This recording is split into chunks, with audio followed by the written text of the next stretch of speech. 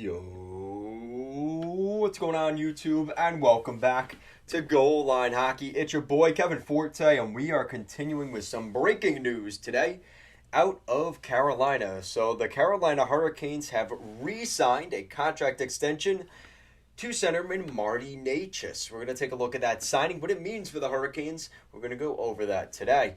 So Martin Necas, the 12th overall pick back in the 2017 NHL draft, he is a very good hockey player, and the Carolina Hurricanes kind of struck gold with him there in the middle of the first round.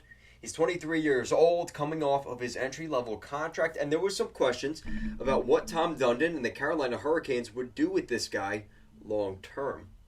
So we have to look at his last contract. His last contract was kind of interesting. He came off of his ELC, which was $925, $894, $863. So he's been making little contracts here. For the past 5 years, he's been making under $1 million on each of those contracts per season.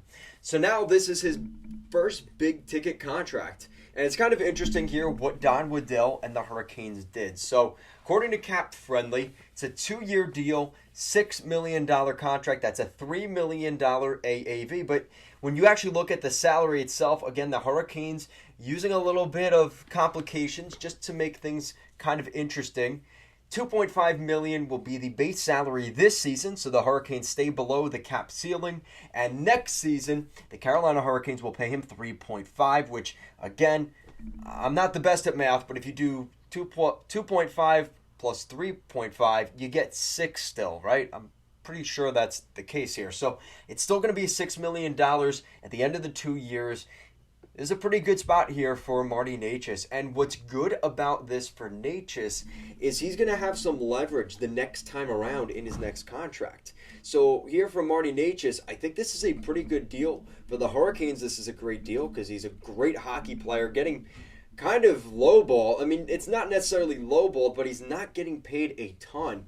Now, the thing is for the Hurricanes, he is still an RFA in the summer of 2024, so they do still have his rights at that point. Martin Necas was not eligible for arbitration. I was hearing offer sheet. I don't think he was able to get an offer sheet either. So Carolina is going to have the ball in their court. I think they were very much making a point to make sure this was a 2-year deal and not anything longer. Again, because that would have walked him straight into unrestricted free agency. And a lot of teams are, a lot of players are trying to do that when, a contract that's like a 3, 4, 5-year deal. Marner and Matthews in Toronto are just a few examples. They want to walk right into free agency the day that they can and see what they can get. And it doesn't sound like Martin Necas and the Hurricanes will hopefully have to get there. It's going to be a very different Hurricanes team at that point, right? Because you're not going to have Pacioretty. You're not going to have Stahl. Sebastian Aho is going to be on a new deal.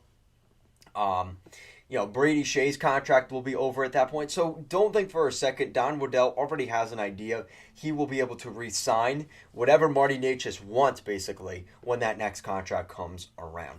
So, guys, let me know what you think of the signing down below. What do you think of the Hurricanes re-upping Martin Necas, the 23-year-old center, to a pretty fair contract?